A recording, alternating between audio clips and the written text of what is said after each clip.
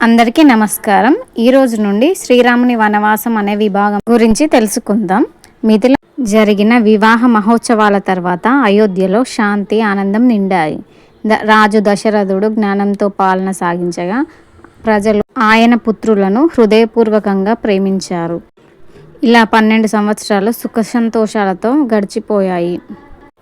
ఒకరోజు భరతుడు శత్రుఘ్నుడు తమ మామగారి రాజ్యంలోకి వెళ్ళగా రాముడు లక్ష్మణుడు అయోధ్యలోనే ఉన్నారు. అప్పటికి వృద్ధుడైన రాజు దశరథుడు తనలో తానే అనుకున్నాడు, ఇప్పుడు నా సింహాసనాన్ని రామునికి అప్పగించే సమయం వచ్చింది. రాముడు జ్ఞానవంతుడు, ధైర్యవంతుడు, అందరి మనసులను గెలుచుకున్నవాడే.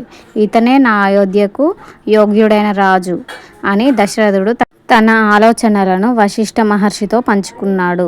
మహర్షి ఆనందంతో అంగీకరించాడు. రాముడు నిజంగా ఆదర్శరాజుగా నిలుస్తాడు. తర్వాత రాజు తన మంత్రులను, రాజకుమారులను పిలిచి రాముని పట్టాభిషేకం ప్రకటించాడు. సభంతా హర్షధ్వానాలతో మార్మోగింది. ప్రజలందరూ రాముడిని ప్రేమించేవారు. ఆయన రాజ్యాన్ని పాలిస్తే అది స్వర్గంలా మారుతుందని భావించారు.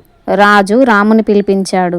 రాముడు వెంటనే వచ్చి తండ్రి పాదాలకు నమస్కరించాడు. అప్పుడు దశరథుడు అన్నాడు, నా కుమారుడా, నేను వృద్ధుడిని అయ్యాను. రేపు నీవే అయోధ్య రాజువు. రాముడు వినమ్రంగా తండ్రిని వందనించి ఆ కర్తవ్యాన్ని సంతోషంతో స్వీకరించాడు. మందర మరియు కైకేయి కుట్ర గురించి తదుపరి విభాగంలో తెలుసుకుందాము.